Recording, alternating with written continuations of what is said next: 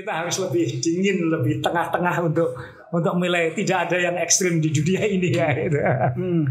Eksklusif GN. Ini belum pernah dibahas yang lain.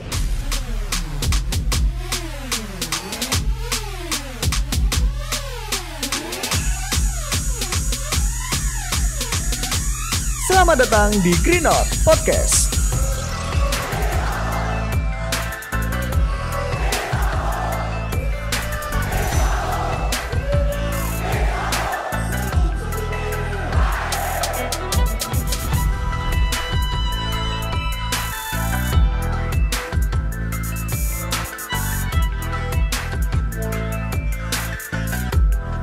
Di Green Note Podcast masih barengan sama saya yang akan menemani Anda semua yang mendengarkan podcast pagi hari ini, masih bersama juga dengan Mas Azrul Ananda, Presiden Klub Persibaya Surabaya.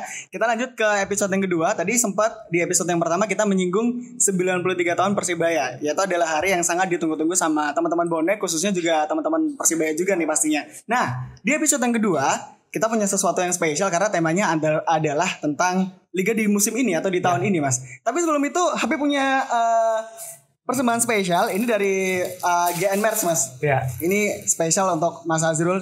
Terima kasih banyak. Ya, ini ada kaos dari GN Merch dan ini juga ada shawl ya. Oh ya, terima kasih banyak. Wah, sama-sama. Wah, nambah koleksi. harus dipakai ya, Mas ya. Terima kasih. Ini shawlnya boleh dipakai dong, Mas? Boleh. Nah, ini biar kelihatan sama teman-teman nih. Ini adalah persembahan dari GN Merch. Jadi kalau teman-teman mau order, mau pesan, banyak sekali merch dari Green Note juga yang dijual di GN Merch. Nah, kita lanjut untuk pertanyaannya. Ini Mas, Liga musim ini kita tahu bahwa sebenarnya simpang siurnya, kayaknya banyak sekali isu. Ini kayaknya mau diadakan di bulan ini. Sempat kemarin sebenarnya kita sudah menikmati atau kita sudah nonton secara langsung di bulan Februari. Tapi ternyata harus mundur di bulan April. Pada akhirnya tidak ada kabar sama sekali. Ini gimana nih Mas kelanjutan Liga dari kacamata seorang presiden? Jadi memang bukan hanya Liga di Indonesia ya, maksudnya Liga di seluruh dunia berhenti semua. Bahkan ada pertandingan NBA yang dihentikan sebelum tip off karena pandemi ini. Jadi benar-benar ini sesuatu yang tidak diduga semua orang, yang mungkin seluruh dunia cenderung agak meremehkan di awal. Termasuk mungkin saya juga pribadi, saya pikir paling nanti Mei nanti paling sudah lewat, sudah akan ketemu. Tapi pada kenyataannya adalah ini sesuatu yang mengerikan, dan mungkin di Indonesia tidak semengerikan yang di dunia lain, di negara lain seperti Brazil misalnya sekarang yang begitu mengerikan ya. Tapi juga harus diingat apakah di Indonesia ini situasinya sebaik yang kita kira atau malah mungkin tidak seburuk yang kita kira, kan kita juga tidak tahu pastinya. Jadi membuat keputusan untuk hal-hal seperti ini itu harus diingat bahwa ini tidak ada presidennya. Tidak ada contohnya. Kalau misalnya ini karena hal politis, karena hal keamanan nasional, itu semua ada contohnya. Tapi ini tidak ada contohnya. Perang pun ada contohnya. Perang dunia II ada contohnya, perang negara sendiri ada contohnya, tapi ini tidak ada contohnya. Contoh terakhir adalah 1918 yang flu Spanyol ini ya. Tapi itu pun juga kan tidak seperti sekarang. Dalam artian olahraga tidak seperti sekarang. Jadi bagaimana bersikap terhadap sesuatu yang tidak ada presidennya. Jadi pasti akan ada keputusan yang salah, pasti akan ada keputusan yang sangat tepat. Tapi yang paling mengerikan adalah ketidakpastiannya. Karena yang terjadi biasanya kalau situasi seperti ini itu banyak pihak lebih cenderung hati-hati, tidak mau disalahkan, saling melempar tanggung jawab. Jangan sampai kalau keputusan ini mau tidak mau harus dibuat, jangan sampai saya yang membuat. Just in case nanti ini bermasalah. Iya. Dan itu saya kira teman-teman semua yang kritis bisa melihat itu terjadi di segala level. Pemerintahan, industri bisnis dan lain-lain pasti itu terjadi. Tidak banyak pihak yang berani mengambil keputusan tegas di awal harus seperti ini. Nah, ini yang repotnya di sepak bola di liga kita adalah Persebaya mungkin ingin mengambil sikap tegas, tapi kita terikat dengan klub lain. Klub-klub lain bersama kita bisa membuat keputusan tegas, tapi kita semua terikat dengan PT Liga, dengan regulator, dengan PSSI. Jadi keputusan ini tidak bisa dibuat di satu layer, di satu sisi, tapi di sisi lain membutuhkan kepastian dan ketegasan. Jadi memang dalam 2 bulan terakhir ini banyak sekali pertemuan, banyak sekali diskusi, baik itu secara tertutup maupun mungkin agak diungkapkan ke media, tapi semua stakeholder di liga ini semua melakukan pertimbangan. Dan Indonesia ini sekali lagi beda dengan negara-negara Eropa yang kecil, yang Belanda itu naik mobil dari satu ujung ke ujung yang lain itu dekat. Jerman pun dari ujung satu ke ujung yang lain dekat. Kita ini tinggal di negara yang kepulauan, yang transportasinya tidak sesederhana China aja daratan semua gitu.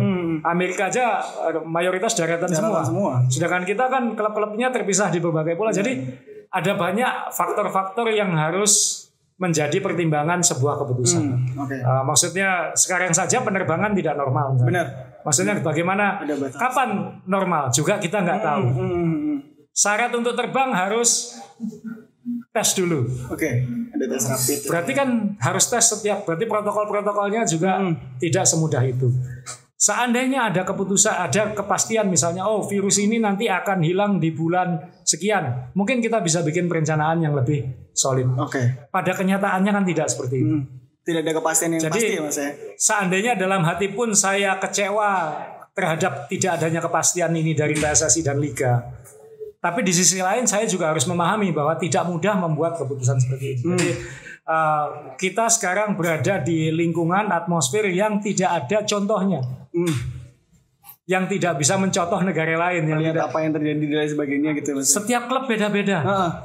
Setiap klub beda-beda. Ada klub yang orientasinya benar-benar PT seperti Persebaya, ada klub yang namanya PT tapi pengelolaannya masih patronage orang, masih bersandar ke politik misalnya kayak gitu. Dan ini tuntutan kebutuhannya beda. Jadi dalam hal ini jujur, ini saya jujur aja bilang, di tengah ketidakpastian, keputusan yang terbaik seharusnya yang dilakukan adalah keputusan paling ekstrim. Keputusan paling ekstrim adalah sekalian saja stop. Oh gitu.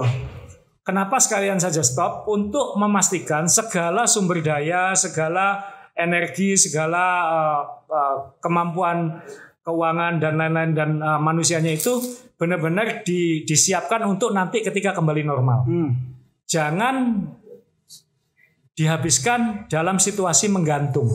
Paham maksudnya? Paham. Ini kan dibilang kerja juga enggak, dibilang enggak ya ada pengeluarannya kayak gitu kan. Jadi ini kan ketidakpastian. Jadi lebih baik berani mengambil keputusan yang tegas supaya nanti ketika kembali itu langsung normal.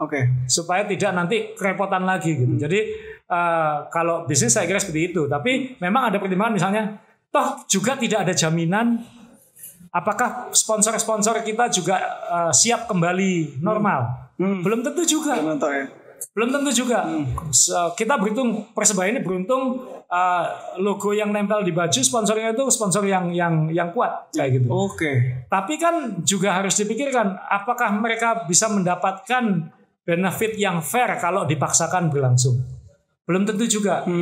Kalau itu tidak benefit yang fair kepada sponsor, khawatirnya adalah nanti ke depannya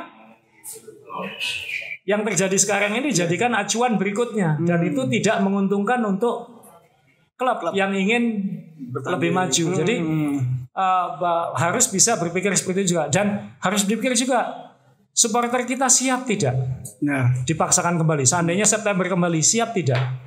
Harus diingat ini bukan hanya siap. Kalau siap teriak-teriak, saya juga siap kayak gitu. Tapi apakah siap secara sosioekonomi? Ya kan? Jangan-jangan karena ketidakpastian ini berlanjut, kita mungkin tertolong kita barusan Idul Fitri ya, banyak yang barusan dapat THR segala macam. Tapi belum tentu sih Mas ya. Enggak hampir semuanya sih malah. Kemudian bulan Agustus nanti kita tanyakan. Jangan-jangan sudah di PHK. Nah nanti kalau di bulan Agustus situasi sosioekonominya tidak tepat, apakah itu jangan-jangan nanti kita pengen nanti dari pihak aparat, dari pihak keamanan, kepolisian nanti ada pertimbangan lain lagi, sebaiknya jangan. Belum lagi situasi politik. Kita semua tahu akan ada pemilihan di sejumlah daerah. Begitu banyak hal akan diundur dan menumpuk pada momen yang sama di akhir tahun ini. apakah itu sesuatu yang kondusif misalnya. Ini juga harus banyak pertimbangan. Jadi jujur saya sebagai pribadi, apapun keputusannya pasti ada yang tidak happy. Pasti ada yang tidak happy.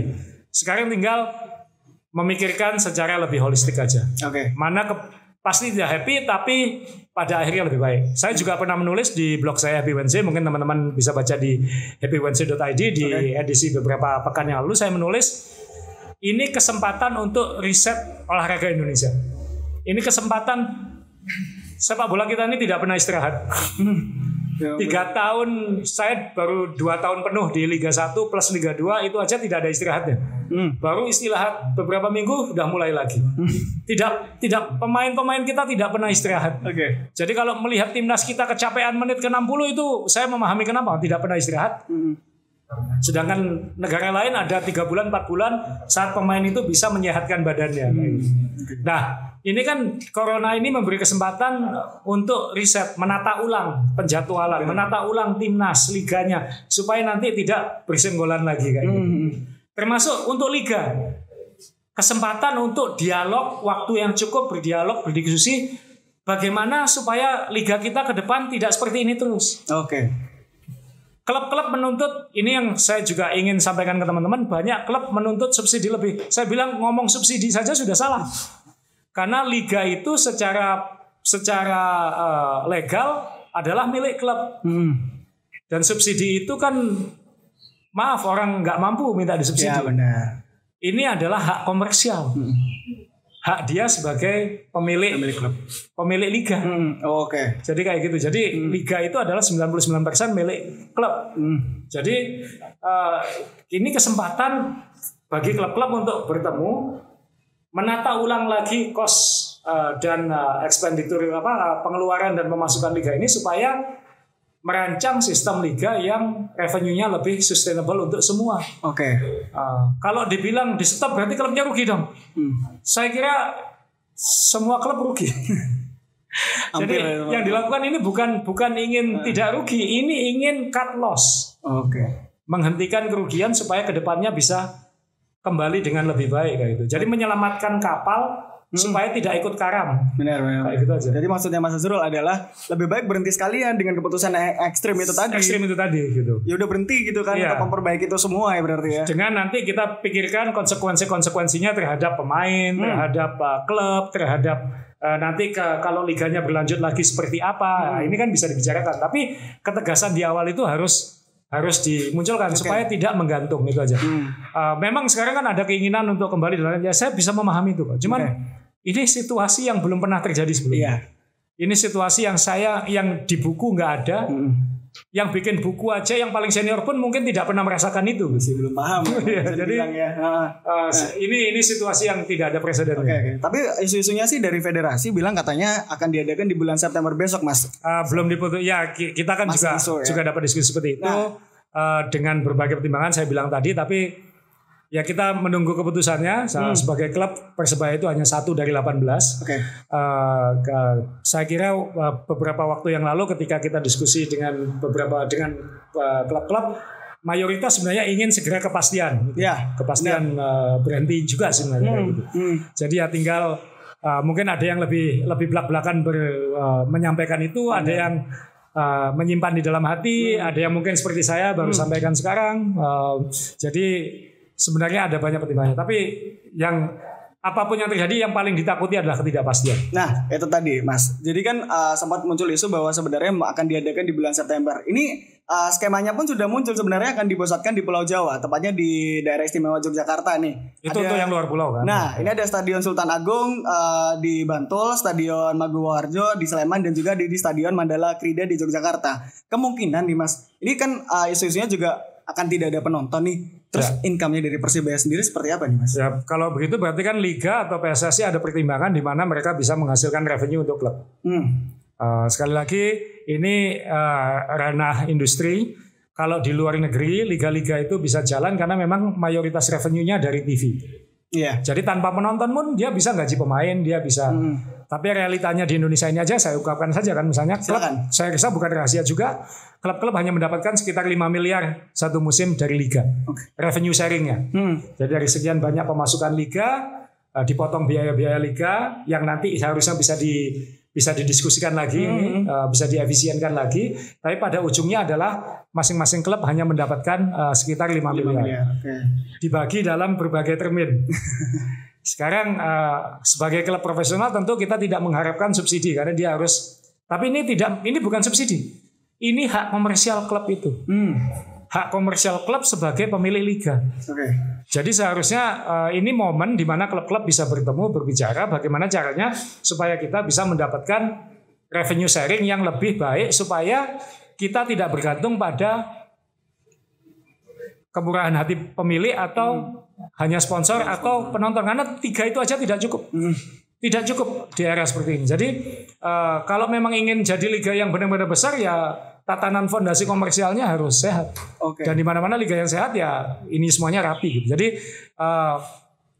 dengan kalkulasi yang terjadi sekarang meskipun ditambahkan oleh liga dan lain-lain itu juga harus dihitung. Dan sekali lagi beda klub beda hitungannya. Jadi 1 miliar cukup untuk satu klub, mungkin tidak cukup untuk banyak klub lain. Berarti 5 miliar itu belum cukup ya Mas untuk Persibaya sendiri? Ya, Anda masa nggak bisa ngitung gaji pemain berapa? Belum bisa. Ya kan, sekali lagi tolong. ini sesuatu yang Konate pun nggak cukup kayak 5M ya Mas. Jangan sekali lagi. Kan nggak enak ngomongnya. Iya. Sombong. Masa dikira sombong nanti ya gitu. Satu pemain ya? Kali takutnya waktu didengerin kayaknya 5 miliar ini udah banyak banget dan lain sebagainya mungkin gitu. Pada kenyataannya tidak sebenarnya ya. Tapi Persebaya sempat berpikiran untuk membuat streaming sendiri sih Mas. Sekali lagi gini, saya sangat paham kok impian kan banyak. Kenapa tidak bikin Persebaya TV sampai hari ini? Tapi harus diingat bahwa hak siar TV Persebaya itu ikut liga. Persebaya tidak boleh menayangkan pertandingannya kalau itu liga. Jadi sekali lagi tidak semudah itu. Jadi ini buat yang suka komentar asal jeplak, dunia tidak semudah membalik tangan atau segampang daun kelor atau apa. Jadi ada banyak hak komersial karena Persebaya bagian dari Liga 1. Liga 1 dikelola oleh PT Liga. PT Liga ini punya kesepakatan komersial antara Persebaya dan anggotanya dengan liganya. Jadi ini dan pemasukan liga yang utama adalah dari hak siar. Jadi Persebaya harus mengorbankan hak siarnya kepada liga. Jadi kalau mau adil sebenarnya, kalau Persebaya mau jual hak siarnya sendiri sebenarnya Persebaya dapat pasukan jauh lebih banyak. Karena ya Persebaya sebenarnya membantu klub lain sebenarnya. Karena sebenarnya yang ratingnya tinggi kan sebenarnya Persib, Persebaya, Persija, dan sekarang mungkin Bali United. Apalagi kalau big match ya Mas ya. Betul. Wah itu luar biasa sekali. Sekali lagi tidak semudah itu. Tapi kita masih membahas isu bahwa sebenarnya ini kan untuk membenarkan stigma yang ada di pikiran teman-teman bonek nih Mas. Sempat ada yang menyebutkan bahwa beberapa media juga beberapa supporter ini menyebutkan pusatnya liga ini kan nanti di satu tempat yang tadi sudah saya sebutkan. Nah ini kemungkinan akan dibuat seperti turnamen Mas. Itu apa benar sih? Gini. Kalau dari kita sih terserah mau turnamen, terserah mau liga dilanjutkan, asal itu segera ada kepastian. Berarti itu belum ada kepastian ya Mas ya? Dan kepastian itu belum ada suratnya kan, belum ada pengumuman. Belum ya? Selama yang disebutkan adalah keputusan, dan keputusan itu adalah dengan segala konsekuensi keputusannya sudah dipikirkan dengan matang. Misalnya kalau itu diputuskan berarti sudah dipikirkan kan, berarti nanti klub tidak bisa dapat revenue, biayanya tetap jalan, berarti revenue dan biaya itu dari mana? Itu kan sekali lagi gosip di mana-mana, semua orang bisa bikin konsep, tapi pada akhirnya adalah kan selama belum ada yang dibutuhkan satu kepastian, dan kepastian itu oke lah kalau memang kepastiannya itu saya tidak cocok atau tidak sesuai, ya apa boleh buat itu kepastiannya kayak gitu. Tapi di mana ada kepastian kita bisa menyesuaikan dengan kepastian itu. Kalau nanti ternyata kepastiannya itu baik untuk semua klub, baik untuk ke depan liga bukan hanya untuk tahun ini, ya itu lebih baik lagi kayak gitu. Tapi kalau yang paling ditakutkan adalah ketidakpastian, dan sampai hari ini adalah semua yang Anda omongkan, semua gosip yang Anda dengar itu semua masih belum kepastian. Masih belum ada kepastian. Selama belum ada keputusan resmi itu semua adalah ketidakpastian. Baik. Nah, ini juga orang mungkin teman-teman bonek harus belajar ya, memilah-milah mana yang sesuatu yang legal, mana sesuatu yang pasti, mana sumber. Kalau saya tadi terpancing ngomong oh iya kayak gitu, berarti kan itu sebuah kepastian, tapi pada kenyataannya adalah ketidakpastian. Nah, jadi ini fungsinya. Ini kita harus bisa memfilter segala informasi ini dengan lebih baik. Oke, nah ini fungsinya adalah dari Mas Azrul sendiri kan akhirnya membenarkan bahwa itu masih isu, masih belum ada kepastian. Ada pembicaraan itu ya pasti ada. Bukan hanya itu A, B, C, D, Z ada semua. Tapi kan kepastiannya seperti apa kan siapa yang narik pelatuk kan kayak gitu. Ya benar. Ini otomatis kan berarti liga ini mundur ya Mas ya. Kita ngomongin tentang impian lagi deh di liga ini sendiri. Tadi kan Mas Azrul sempat menyebutkan bahwa sebenarnya Persibaya ini juga pengen buat aplikasi streaming sendiri, tapi tidak semudah itu. Ya kita punya sebenarnya kan tinggal nyalakan aja. Maksudnya bukan hanya Persibaya, GN aja sanggup kok. Ya. Sudah, ini bukan sesuatu yang sulit. Gitu. Nah, tapi pernah nggak sih kepikiran untuk membuat stadion sendiri Mas? Karena ini kan teman-teman dari Bonek kan juga bermimpi bahwa ini kapan sih Persibaya punya stadion sendiri, karena kita bukan rahasia dapur bahwa sebenarnya susah banget untuk perizinan dan sebagainya. Ini juga akan memudahkan development dari tim juga. Pasti, kita pasti ingin punya stadion sendiri. Pasti ingin punya. Dan itu sekali lagi itu bagian dari sekali mimpilah setinggi langit tapi jangan ketinggian nanti jatuh. Ya. Jadi pasti ada kan. Kalau Persebaya itu profitable kan pasti mau bikin apa aja bisa. Benar. Apalagi nanti dana dari IPO misalnya kan bisa kita gunakan untuk kolaborasi bangun bukan hanya fasilitas stadion tapi juga sampai stadion kalau mau. Oke. Jadi tinggal ya pasti ada. Cuman kan sekali lagi stepping menuju ke sana ya. Stepping menuju ke sana. Saya bisa aja bangun stadion kecil misalnya sekarang. Tapi kan itu kan stadion saya bukan stadion Persebaya. Oke. Persebayanya belum punya uang, belum untung. Oh, berarti secara institusi. Masih ya kan? belum bisa terrealisasi ya Mas? Ya pasti belum lah. Anda tahu berapa ongkos bikin stadion? Oke. Tanah di Surabaya nanti kontroversinya muncul lagi. Loh kenapa kok stadionnya di Mojokerto? Tanah di Surabaya sudah nggak ada. Loh kan namanya Persebaya Surabaya. Ya, tapi jangan salah, stadionnya Milan itu juga bukan di kota Milan loh. Stadion Barcelona itu juga bukan di kota Barcelona. Tapi juga ngomongin tentang income tadi yang sempat saya singgung nih Mas Azrul.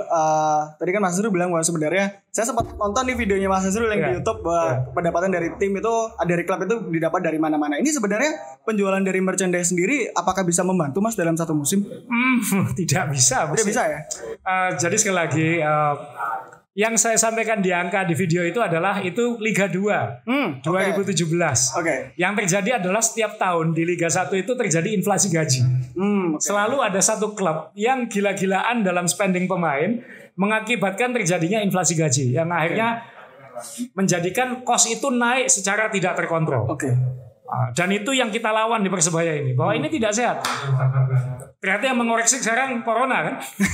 Corona yang mengoreksi ketidakjelasan itu.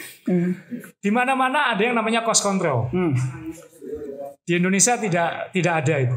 Nah ini yang saya yakin nanti pasti kebentur tembok. Nah ini kebentur sama Corona ini. Liga itu sebuah klub itu kan sehat kalau dia sponsor baju pasti tidak cukup. Kalau di luar negeri yang utama adalah revenue TV, yang itu tidak terjadi di Indonesia, yang sangat kecil. Revenue kita dari merchandising tentu bisa lebih banyak daripada hasil TV kita. Tapi sekali lagi butuh jual berapa kaos untuk membayar seorang bintang. Dan harus diingat, teman-teman sering menilai, oke, kaos ini harganya sama Green Note dijual berapa? Cacong ini jual berapa? Berapa tuh? Kaos 120.000. Oke, 120.000 kali 1.000 berapa? 12.000. Saya hitung aja nih, fair-fairan aja. 12.000. 120 juta. Gaji satu pemain Caulan nggak cukup. Jadi kan orang bilang, loh itu kan cukup. Seandainya itu cukup. Itu kan cukup untuk gaji Azrul. Misalnya Azrul gaji aja 120 juta. Cacong protes. Loh ongkos gaen ya, Rek. Produksinya dan lain sebagainya. Ini kan ada ongkos gaen. Iya. Gitu. Jadi harus diingat bahwa ketika kita men-setting Persebaya Store dan kita men-setting merchandising dan licensing Persebaya ini, yang kita lakukan adalah pasti harus profitable. Kenapa? Untuk masuk ke Persebaya, untuk mendukung operasional Persebaya. Tapi ini kan ada ongkos investasinya juga. Sewa tempatnya segala. Pada akhirnya nanti ini akan gulung terus supaya akan makin besar.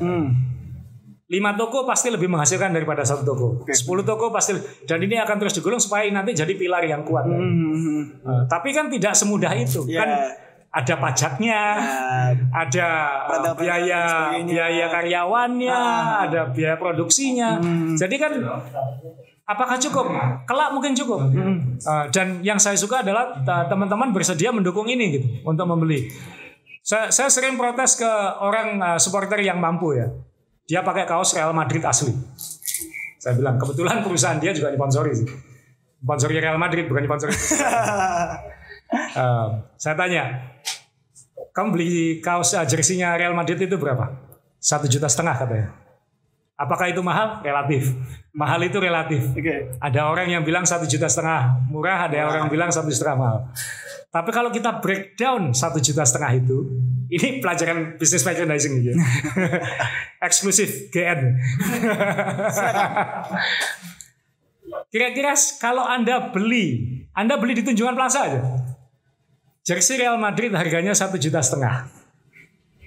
Itu kira-kira yang namanya retail tokonya itu kira-kira dia dapat 35-40%. Berarti kalau dari situ kita anggap aja 500.000 lah.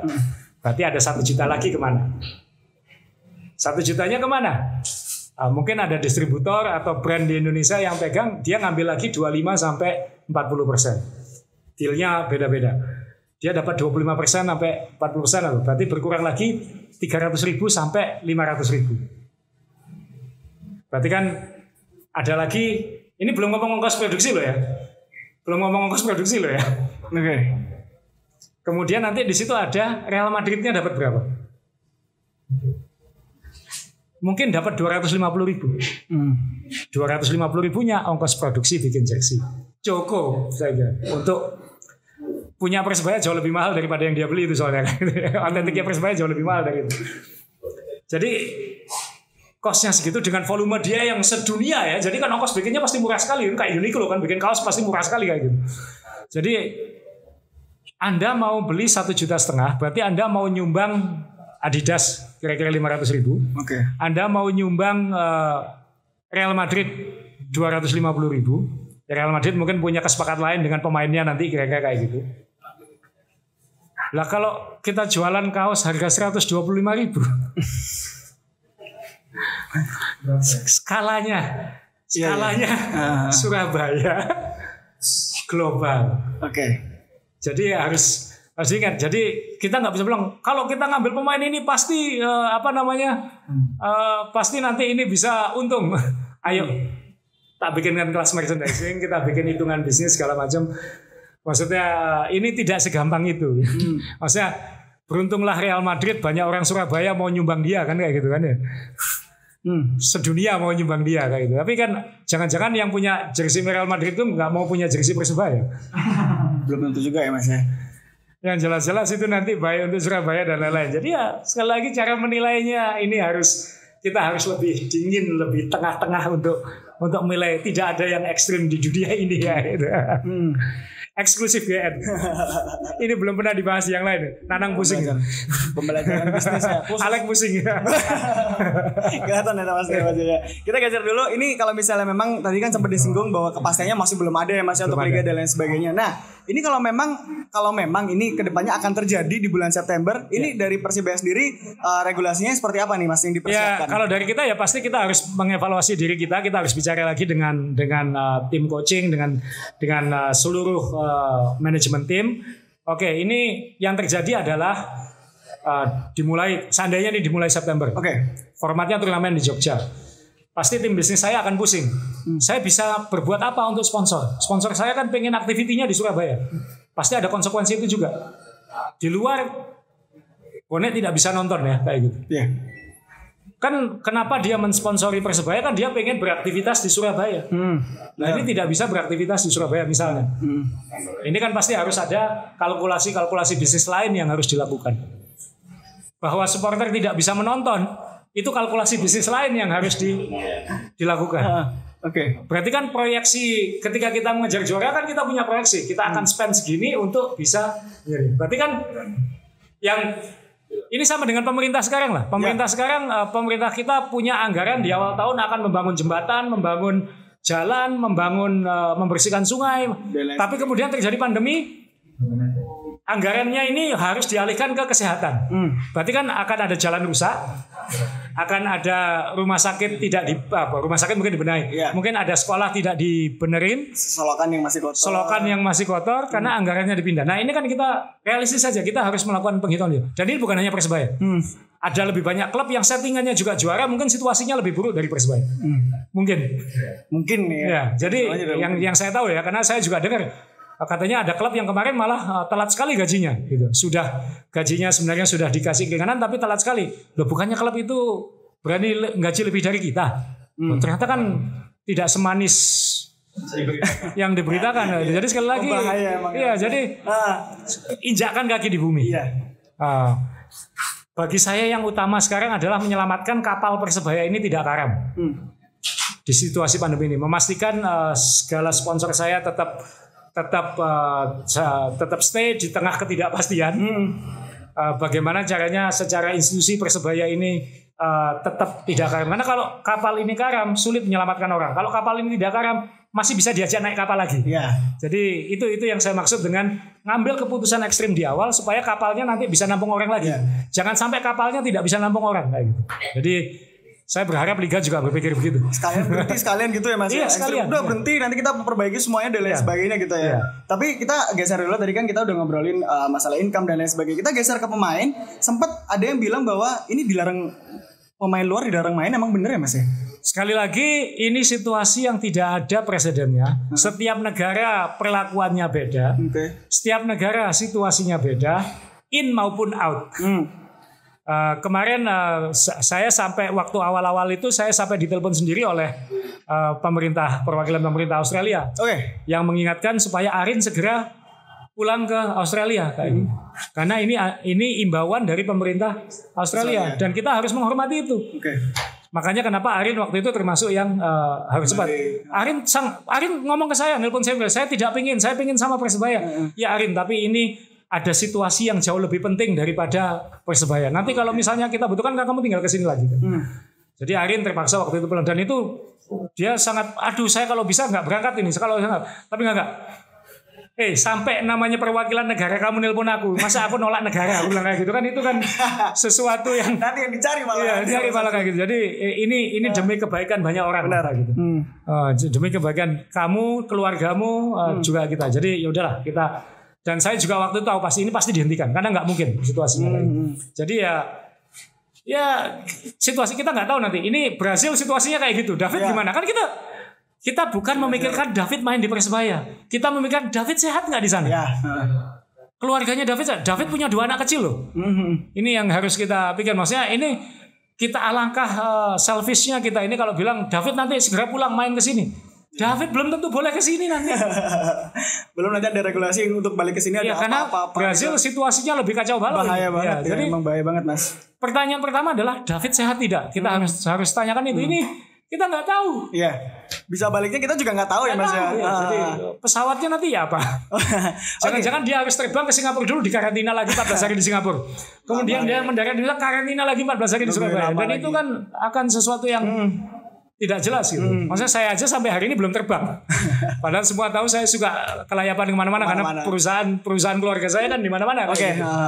Ini ayah saya punya perusahaan di China juga nggak bisa ke sana sekarang kayak gitu. Apalagi bahaya Mas. Nah ini pertanyaan terakhir seputar pemain ini yang paling banyak sekali dibahas sama teman-teman bonek. Ini ada salah satu pemain yang dulu. Silakan untuk menceritakan apapun yang sebenarnya terjadi sih Mas. Karena gini, kita juga tadi sempat saya singgung bahwa teman-teman Green Note ini sempat membuat question box di Instagram. Banyak sekali yang menanyakan itu ada apa antara manajemen dan orang yang ada di sana. Tadi sudah saya sebutkan. Ini boleh diceritakan secara gamblang. Saya sebenarnya sudah melupakan ini begitu lama. Saya sampai nggak peduli, sampai setengah lupa apa yang terjadi dulu ya. Tapi sebenarnya kan apapun yang kita lakukan adalah waktu itu bukan kepentingan satu orang, bukan kepentingan saya, bukan kepentingan pelatih, tapi kepentingan Persebaya. Ketika saya bicara kepentingan Persebaya, itu adalah kepentingan Persebaya secara organisasi profesional dalam hal ini PT-nya maupun secara tim. Jadi ini harus dilihat secara holistik. Emosional boleh, tapi emosional tidak boleh mengalahkan rasional. Waktu itu harus diingat bahwa ketika dulu saya dan Chandra pertama kali bilang iya ngambil Persebaya, masalahnya saya tidak punya sosmed dan kita tidak suka foto-foto, itu masalahnya. Jadi yang kita lakukan waktu itu pertama kali waktu itu adalah mengunjungi Andi di rumah sakit. Saya kira Mas Andi juga baik, masih ngirimi saya WA Idul Fitri dan lain-lain. Kemudian saya kunjungi waktu itu, saya minta waktu itu masih dalam perawatan, kita belum tahu dia bisa main dalam 6 bulan atau tidak, tapi waktu itu kita sudah menawarkan untuk 3 tahun waktu itu dengan nilai yang sebenarnya untuk ukuran waktu itu sebenarnya sudah sangat besar waktu itu. Tapi waktu itu memang pertimbangannya tidak mau, ya saya maklumi karena Persebaya masih di Liga 2 dan mungkin pemain di Indonesia kan mungkin memang lebih suka kontraknya tahun per tahun karena memang ada kemungkinan melonjak naik meskipun ada risiko anjlok turun. Ya, jadi saya bisa memahami itu juga. Jadi sebenarnya kalau dibilang itu semua, apa yang terjadi semua ini sebenarnya adalah konteks profesional aja. Tidak ada emosional, tidak ada bahwa pada prosesnya kemudian ada sesuatu yang bikin tidak nyaman di kedua pihak. Pada akhirnya adalah konteks profesionalnya. Konteks profesional itu adalah ya kita tidak menemui kesepakatan, itu aja. Sebenarnya itu aja. Dan saya tidak akan mengorbankan sumber daya Persebaya secara holistik untuk satu pemain. Itu yang waktu itu belum waktunya. Masih belum waktunya. Belum waktunya. Kita tidak, Persebaya itu rekening banknya kosong. Masih apa ya kalau bahasanya ya? Iya, jadi masih terbang-ambing gitu Mas. Dan syukur alhamdulillah sebenarnya kita membuktikan juga dalam 3 tahun ini kita juga meraih prestasi yang oke, belum juara Liga 1 tapi sebenarnya kalau dibandingkan dengan klub lain kita mungkin paling konsisten. Paling konsisten. Jadi sekali lagi mencoba memisahkan emosi dan saya kira juga apa yang dilakukan Mas Andi juga saya kira profesional juga. Kan bukan hanya dia juga agen kan. Agen juga pasti yang namanya agen itu pasti tujuannya pasti profesional. Karena agen itu kan apalagi di Indonesia ini yang regulasi keagenannya tidak seperti liga-liga yang lebih maju. Jadi ya saya tidak menyalahkan agennya juga kok. Tidak, kalau mau salahkan di sini salahkan ya silakan. Tapi sebenarnya ini semua konteks profesional, tidak ada kesepakatan, itu aja. Kalau dibilang kita tidak menemui kesepakatan, kalau kita dibilang tidak mau keluar, kita keluar lebih banyak untuk yang lain juga. Pada akhirnya, cuman kan kita waktu itu menilai banyak pertimbangan-pertimbangan yang mungkin kalau waktu itu kita sampaikan secara publik mungkin juga tidak fair ke Mas Andi. Yang mungkin juga ada dia juga butuh pemasukan sebanyak mungkin karena mungkin umur karirnya kan tidak sepanjang institusinya. Persebaya selamanya pemain hanya beberapa tahun. Dan itu saya memaklumi ada pemain lain juga kok yang hanya selisih 200 juta dari nilai sekian miliar dia memilih ke klub lain daripada ke kami lebih dari setahun. Dia milih ke klub lain kenapa? Ya dia sadar karir dia di sepak bola nggak panjang. Kalau karir panjang dia harus memaksimalkan apa yang dia bisa dapat tahun itu. Itu kita bisa memaklumi, ini profesional semua. Ya ini yang celakanya di situasi liga, di situasi negara yang regulasi tentang ininya tidak pasti. Kalau ini di Amerika atau di Eropa ini tidak terjadi. Kenapa? Ada batasannya, ada konteks regulasi yang lebih tegas dalam hal negosiasi, ada itu rambu-rambunya lebih jelas. Sedangkan di Indonesia ini ya kayak pergi ke pasar. Sorry, ikannya hanya ada satu, kamu nggak mau segini ya sudah. Tapi kan pada kenyataannya ikan nggak hanya satu. Jadi kita mencari ikan yang lain juga. Jadi karena kepentingannya kepinginan kapal yang lebih besar, bukan. Jadi saya kira konteks profesional saya tidak pernah punya perasaan apa-apa, perasaan saya netral kepada semua pemain. Dalam konteks sebagai CEO, konteks sebagai klub itu harus netral. Enggak. Karena kan yang kita pikirkan kan kapal besarnya. Benar. Toh tidak ada pemain. Kita pernah mengalami musim di mana yang namanya cedera itu luar biasa. Alangkah mengerikannya kita kalau investasi begitu mahal ke seorang pemain pada akhirnya kemudian dengan risiko cedera yang itu akhirnya mengorbankan yang lain-lain. Itu saya kira ini bukan sesuatu yang harus dipanjang-panjangkan. Memang ya kalau memang orang punya ikatan emosi dan lain saya bisa memaklumi. Tapi sampai hari ini sebenarnya secara konteks profesional kita tidak ada masalah. Ya.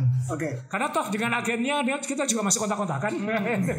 Jadi saya heran kok yang berada lain sedangkan kita sama agennya masih teleponan kok. Nah, itu. Karena kan pemainnya dia kan juga bukan hanya itu gitu maksudnya. Dia juga punya kepentingan menjual pemainnya yang lain kayak gitu. Jadi ya mohon maaf gitu maksudnya. Jangan terlalu larut dengan emosi lah.